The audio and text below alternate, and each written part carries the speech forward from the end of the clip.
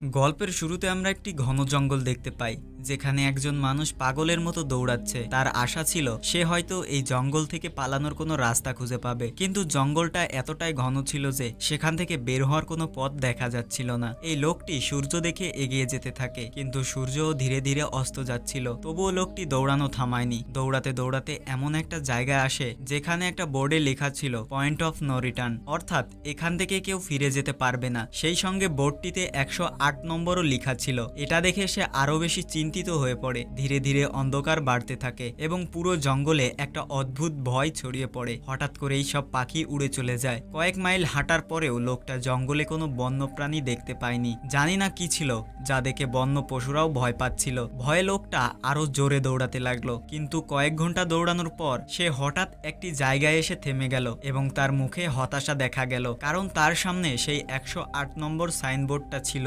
যেখানে লেখা ছিল পয়েন্ট অফ নো রিটার্ন। লোকটা বুঝতে পারে সে যতই দৌড়াক না কেন এই জঙ্গল থেকে বের হতে পারবে না। তাই সে লুকানোর জায়গা খুঁজতে থাকে, কিন্তু সেখানে লুকানোর মতো নিরাপদ জায়গা সে খুঁজে পায় না। তাই সে গাছের উপরে উঠতে যায়, কিন্তু তখনই গাছের ডাল ভেঙে যায় আর সে অনেক উঁচু থেকে মাটিতে পড়ে যায়। গাছ থেকে পড়ে সে খুব আহত হয়। জ্ঞান হারানোর আগে হঠাৎ মাটি কেঁপে ওঠে আর ভয়ঙ্কর গোঙানির শব্দ শোনা যেতে লাগলো। সেই শব্দ শুনে লোকটার দম বন্ধ হওয়ার উপক্রম। হঠাৎ কেউ যেন তাকে টেনে নিয়ে গেল। কে টেনে নিয়ে গেল সেটা দেখানো হলো না, তবে লোকটার যন্ত্রণাকাতর চিৎকার শোনা গেল। এই ঘটনার 6 দিন পর আমরা শহরে মিনা নামের এক মেয়েকে দেখতে পাই, যে একটি পাখির দোকানে কাজ করে। তখন তার বস আসে এবং মিনাকে শহর থেকে দূরে একটি চিড়িয়াখানায় একটি টিয়া পাখিকে পৌঁছে দেওয়ার আদেশ দেয়। মিনা বসের কথা মেনে নিয়ে টিয়া পাখিটিকে পৌঁছে দিতে যায়। মিনা গাড়িতে বসে তার মোবাইলে চিড়িয়াখানাটির লোকেশন সেট করে এবং যাত্রা শুরু করে। শহরের বাইরে বেরিয়ে সে একটা বোর্ডে অনেক লোকের নিখোঁজ ছবি দেখতে পায়, অর্থাৎ সেখানে অনেক লোক নিখোঁজ হয়ে গিয়েছিল। কিন্তু মিনা সেগুলোতে বেশি মনোযোগ না দিয়ে এগিয়ে যেতে থাকে।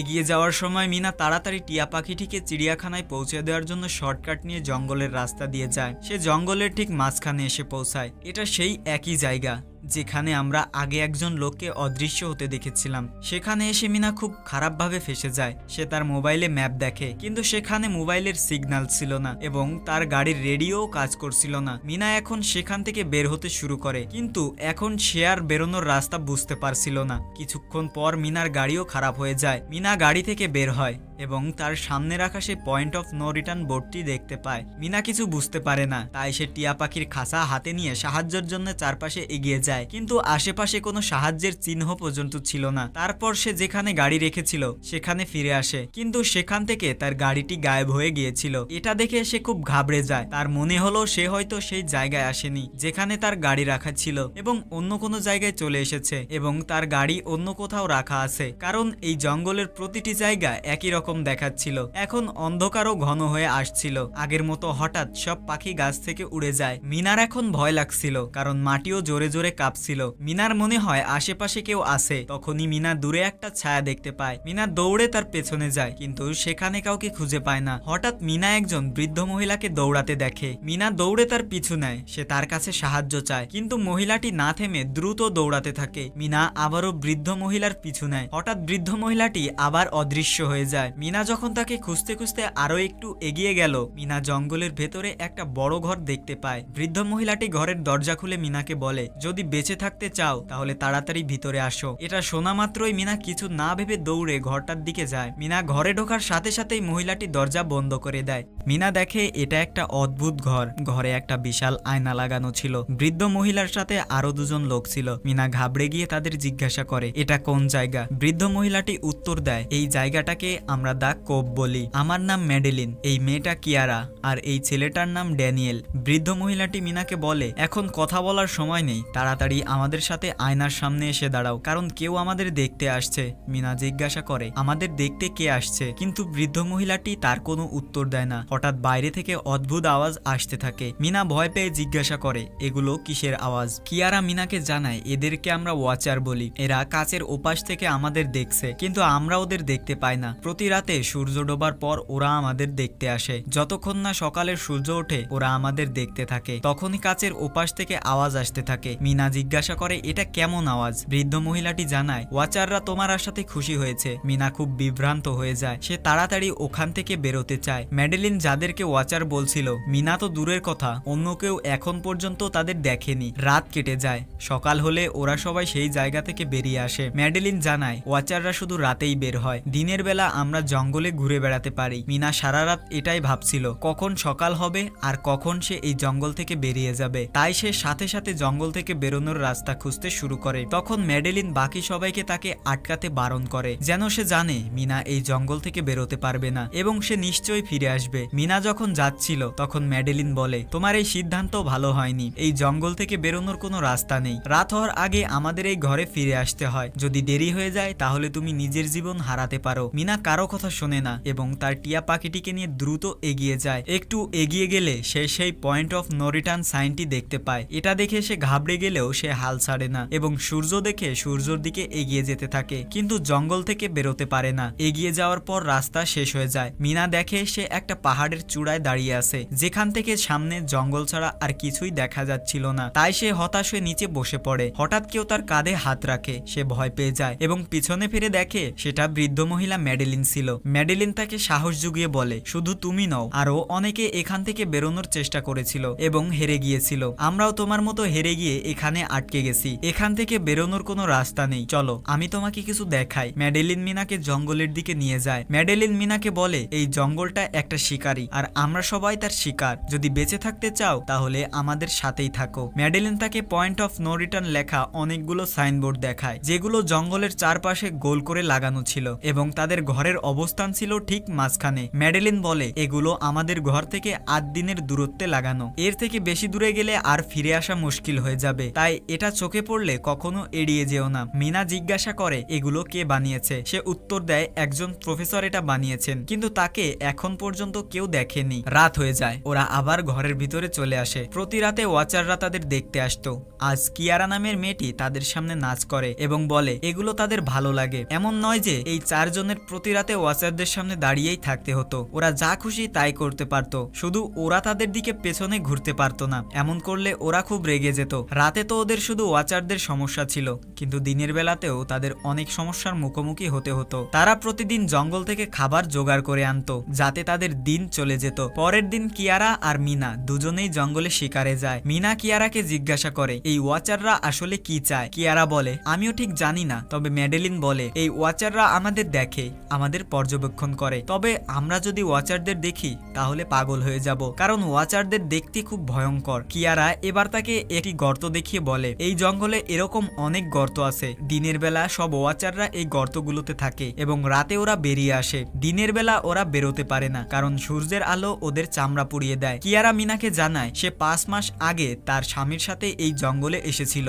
এবং তখন থেকে তারা দুজনেই এখানে আটকে আছে। আর আজ থেকে 6 দিন আগে আমার স্বামী জঙ্গলের রাস্তা খুঁজতে বেরিয়েছে। আমার আশা সে নিশ্চয়ই ফিরে আসবে এবং আমাদের সবাইকে নিরাপদে এখান থেকে নিয়ে যাবে। এখানে আমরা জানতে পারি যে কিয়ারার স্বামী আসলে সেই লোক যাকে আমরা সিনেমার শুরুতে দেখেছিলাম, যাকে কেউ টেনে নিয়ে গিয়েছিল এবং এখন সে মারা গেছে। এভাবে কথা বলতে বলতে তারা দুজনে ঘরের কাছে ফিরে আসে। এখানে ম্যাডেলিন মিনাকে বেঁচে থাকার জন্য 3টি নিয়ম শেখায়। প্রথমত, সে রাতে ঘরের দরজা খুলবে না। দ্বিতীয়ত, রাতে সে আয়নার দিকে পিছন ফিরবে না। আর তৃতীয়ত, দিনের বেলা সে গর্তগুলোর কাছে যাবে না এবং যতটা সম্ভব আলোর মধ্যে থাকবে। যতক্ষণ তুমি এই নিয়মগুলো মেনে চলবে ততক্ষণ তুমি নিরাপদে থাকবে। কিন্তু মিনার ম্যাডেলিনের কথাগুলোর উপর মোটেও ভরসা হয় না। সেই রাতে মিনা ওয়াচারদের সম্পর্কে জানতে চায়, তাই সে কাচের উপর কান রেখে আওয়াজ শোনার চেষ্টা করে। যখন সে কিছু শুনতে পায় না তখন মিনার ম্যাডেলিনের বলা ওয়াচারদের কথাগুলো মিথ্যে বলে মনে হয়। তাই সে নিয়ম ভেঙে কাচের দিকে পেছন ফিরে ঘুমিয়ে পড়ে। আর এমন করার পর ওয়াচাররা রেগে যায়, তারা জোরে জোরে কাচটাতে আঘাত করতে শুরু করে। আওয়াজে ম্যাডেলিনও উঠে যায় এবং মিনাকে তাড়াতাড়ি কাচের দিকে মুখ করে দাঁড়াতে বলে। তারপর ওয়াচারদের রাগ কমে, অর্থাৎ মানুষ যখন ওয়াচারদের দিকে পেছন ফিরে দাঁড়ায় তখন তারা সেটাকে নিজেদের অপমান মনে করে। এই রাতটাও কেটে যায় এবং পরের দিন মিনা ড্যানিয়েলের সাথে শিকারে বের হয়। সে ড্যানিয়েলকে জিজ্ঞাসা করে আজ পর্যন্ত তুমি কোনো ওয়াচারকে দেখেছো? ড্যানিয়েল উত্তর দেয় আমিও আজ পর্যন্ত ওয়াচারদের দেখিনি, আর যেই ওয়াচারদের দেখে সে আর বাঁচে না। তখন মিনা ড্যানিয়েলকে বোঝায় আমার মনে হয় এগুলো ম্যাডেলিনের বানানো গল্প, যার মধ্যে ও আমাদের ফাঁসিয়ে করিয়ে দিচ্ছে। আমাদের অবশ্যই গর্তগুলো একবার দেখা উচিত, হয়তো আমরা এখান থেকে বেরোনোর কোনো রাস্তা খুঁজে পেতে পারি। ড্যানিয়েলও এখানে থাকতে থাকতে খুব বিরক্ত হয়ে গিয়েছিল, আর সেও যেভাবে হোক রাস্তা খুঁজে এই জঙ্গল থেকে পালাতে চাচ্ছিল। তাই সে মিনার কথা মেনে নেয় এবং তারা দুজন গর্তের কাছে পৌঁছায়। এবার মিনা নিজেকে দড়ি দিয়ে বেঁধে গর্তের ভেতর নামে। দড়ির অন্য প্রান্তটা ড্যানিয়েল ধরে রেখেছিল, যাতে মিনার কিছু হলে সে তাড়াতাড়ি তাকে টেনে তুলতে পারে। মিনা গর্তের নিচে পৌঁছায়, যেখানে সে অনেক মানুষের জিনিসপত্র খুঁজে পায়। মিনা সেই জিনিসপত্রগুলো জড়ো করে। এই সমস্ত জিনিসপত্র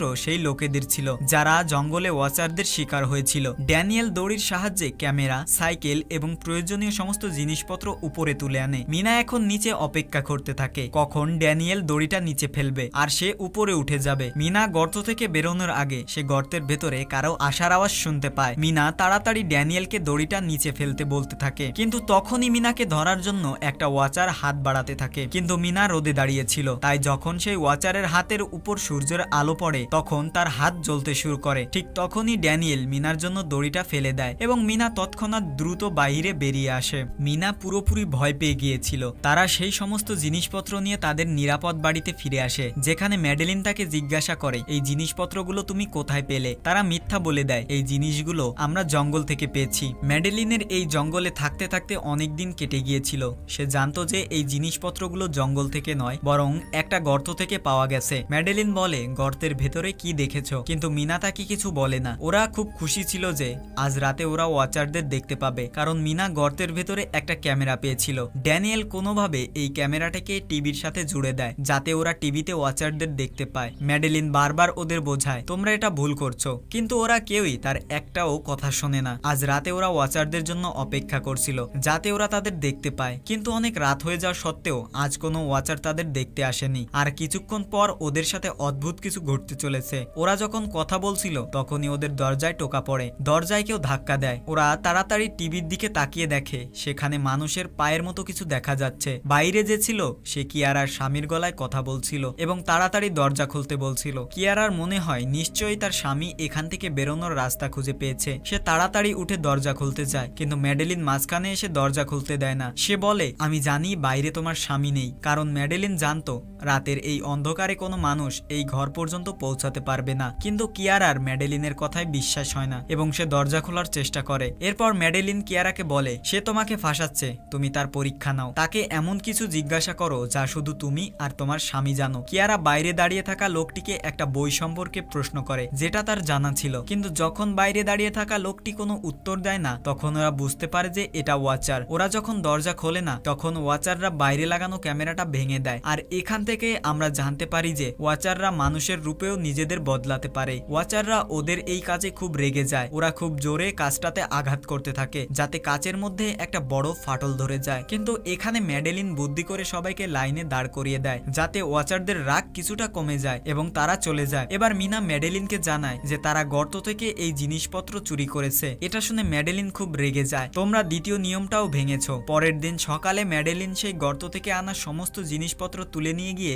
আবারও সেই গর্তে ফেলে দেয়, যাতে সেই ওয়াচারদের রাগ কিছুটা কমে। কিন্তু এখন ওরা জঙ্গলে খুব অদ্ভুত জিনিসপত্র দেখতে শুরু করে, আর এর সবচেয়ে বেশি প্রভাব পড়ে ড্যানিয়েলের উপর। ড্যানিয়েল হঠাৎ করেই কথায় কথায় খুব রেগে যেতে শুরু করে। অন্যদিকে কিয়ারা, যার আগে আশা ছিল তার স্বামী বেঁচে আছে এবং সে এখানে এসে তাকে বাঁচাবে, কিন্তু এখন সে জেনে গেছে যে তার স্বামী আর ফিরে আসবে না, যার কারণে সে ভেতর থেকে পুরোপুরি ভেঙে পড়েছিল এবং সিদ্ধান্ত নেয় সে ওয়াচারদের এই গর্তগুলোতে ঝাঁপ দিয়ে নিজের জীবন শেষ করে দেবে, কারণ এখন তার বেঁচে থাকার আর কোনো কারণ ছিল না। সে যখন এটা করতে যাচ্ছিল মিনা এসে তাকে বাঁচায়। এদিকে আমরা দেখতে পাই ড্যানিয়েল ম্যাডেলিনের দিকে অদ্ভুতভাবে তাকাচ্ছে এবং রেগে গিয়ে ম্যাডেলিনকে গাছের সাথে বেঁধে ফেলে। ড্যানিয়েল বলে, এখন থেকে আমি এই বুড়ির কোনো নিয়ম মানব না। এখন থেকে এখানে শুধু আমার কথা শোনা হবে। এখন রাত হতে যাচ্ছিল, তাই ড্যানিয়েল ঘরের দিকে দৌড়ায় এবং কিয়ারাও তার পিছনে দৌড়ায়, কিন্তু মিনা ম্যাডেলিনের কাছে এসে তার দড়ি খুলতে শুরু করে। অন্যদিকে ড্যানিয়েল কিয়ারাকে নিয়ে ঘরের দরজা ভেতর থেকে বন্ধ করে দেয়। মিনা আর ম্যাডেলিনকে বাইরে ওয়াচারদের জন্য ছেড়ে দেয়। মিনা আর ম্যাডেলিন ড্যানিয়েলকে দরজা খোলার জন্য অনুরোধ করতে থাকে।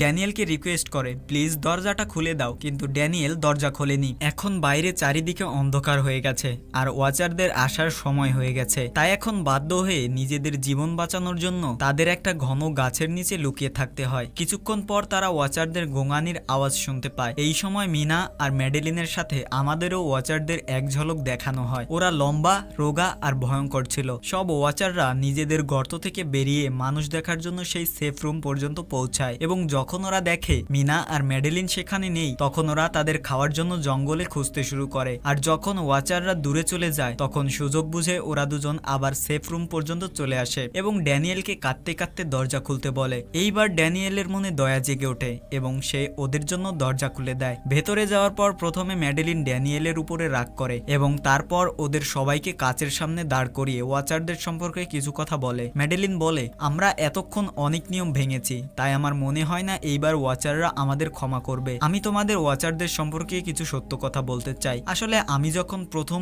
এখানে আসি তখন আমি এমন কিছু দেখেছিলাম যাতে আমি ভয় পেয়ে যাই। আমি নিজের মতো দেখতে কাউকে দেখেছিলাম। আসলে সে ছিল একটা ওয়াচার। সে আমার রূপ নেওয়ার চেষ্টা করছিল, যদিও তার চোখ আর চুল পুরোপুরি ঠিক ছিল না। মিনা জিজ্ঞাসা করে, এই ওয়াচাররা আসলে কি? ম্যাডেলিন উত্তর দেয়, এই জীবগুলো আসলে পরী। এক সময় এরা মানুষের সাথে মিশে থাকতো। পরীরা ছিল ডানাওয়ালা জাদু শক্তি সম্পূর্ণ প্রাণী, কিন্তু সময় গড়ানোর সাথে সাথে মানুষেরা পরীদের শক্তিকে ভয় পেতে শুরু করে। তাই মানুষরা পরীদের শেষ করে দেওয়ার পরিকল্পনা করে। মানুষের সংখ্যা বেশি থাকায় পরীরা মানুষের সাথে পেরে ওঠেনি। মানুষ ওই পরীদের জঙ্গলে একটা বড় গর্তের ভেতরে আটকে রাখে এবং অভিশাপ দিয়ে চিরকালের জন্য ওই গর্তে বন্দী করে দেয়। এরপর পরীরা কয়েকশো বছর ধরে ওই গর্তে বন্দী ছিল, কিন্তু তারপর সময়ের সাথে সাথে তারা মাটি খুঁড়ে বেরোনোর রাস্তা বানিয়ে নেয়। আজ সেই পরীরা ওয়াচার হয়ে গর্ত থেকে বেরিয়ে আমাদের সামনে আসে। যদিও কয়েকশো বছর ধরে মাটির নিচে থাকার কারণে ওরা ওদের ডানা আর জাদু শক্তি হারিয়ে ফেলেছে, আর ওদের সূর্যের আলোতেও কষ্ট হয়, কিন্তু এখনো ওদের রূপ বদলানোর ক্ষমতা আছে।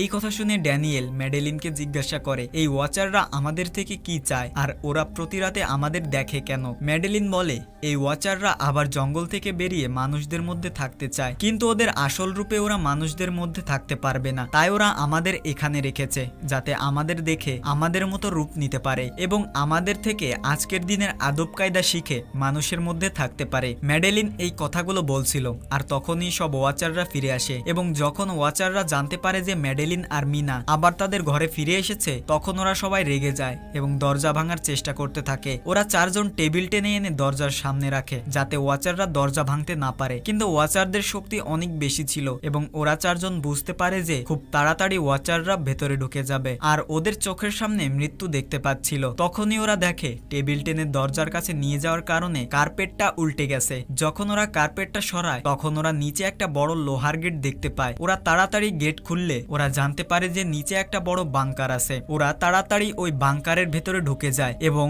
ওপর থেকে লোহার গেটটি বন্ধ করে দেয়। ওরা এটা নিয়ে চিন্তিত ছিল যে এই বাংকারটা এখানে ছিল আর ওরা জানতোই না এই বাংকারের নিচে অনেক সুবিধা ছিল, কয়েক হাজার দিনের খাবার, একটা কম্পিউটার আর অন্যান্য অনেক দরকারি জিনিসপত্র ছিল। মিনা জানতে চায় এই জায়গাটা আসলে কে বানিয়েছে, তাই সে কম্পিউটারটা চালু করে। ওই কম্পিউটারে অনেক ডেটা জমা করা ছিল, যেটা খোলার পর ওরা জানতে পারে এই পুরো জায়গাটা প্রফেসর মার্টিন বানিয়েছিলেন। আসলে প্রফেসর এই জীবগুলো সম্পর্কে জানতেন। তিনি এই ওয়াচারদের উপর গবেষণা করতে চেয়েছিলেন, তাই তিনি এই বাংকারটি তৈরি করেছিলেন। তিনি টাকা দিয়ে অন্য লোকেদের এখানে কাজের জন্য নিয়ে আসতেন এবং রাতে শ্রমিকদের উপরের ঘরে ছেড়ে দিয়ে নিজে এখানে এসে লুকিয়ে থাকতেন আর ওয়াচাররা সেই লোকেদের খেয়ে নিত। পরের ভিডিওতে প্রফেসর মার্টিন জানান তাদের গবেষণার সময় তারা একটা আলাদা পরী খুঁজে পান যে আলোতেও গর্ত থেকে বেরোতে পারত। প্রফেসর জানান সেই ওয়াচার একটা বাচ্চার একেবারে নিখুঁত রূপ নিয়েছিল যা কেউ চিনতে পারেনি। ও খুব ভালো ছিল, প্রফেসর মার্টিনকে মারেনি। প্রফেসর মার্টিন তাকে এখানে নিয়ে আসেন। তখনই প্রফেসর ক্যামেরাটা অন্যদিকে ঘোরান। তখন তারা দেখে প্রফেসর ওই ছোট্ট বাচ্চার রূপে আসা প্রাণীটিকে খাঁচায় বন্দি করে রেখেছেন।